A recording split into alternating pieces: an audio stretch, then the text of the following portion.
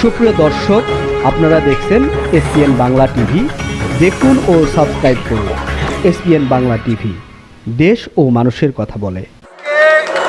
বাংলাদেশ আওয়ামী লীগ নামে কলঙ্ক লীগ, যে কলঙ্ক লীগের কারণে এই দেশে হাজার হাজার মানুষ শহীদ হয়েছে। এই কলঙ্ক লীগের কারণে এই দেশে ছাত্র বৈশ্বিক আন্দোলনে ক্ষমতা ছাড়ার 5 মিনিট আগে গুলিবিদ্ধ করে হাজার হাজার নেতা কর্মীদেরকে হত্যা করেছে। এই স্বৈরাচার শেখ হাসিনাকে অবিলম্বে ভারত থেকে এনে ওই 5 আটা গোলাম শেখ হাসিনা ভারতে গিয়ে পালিয়ে বাংলাদেশকে একটি কৃত্রিম বন্যা সারা বাংলাদেশের মানুষকে দুর্যোগ আবার এনে দিছে।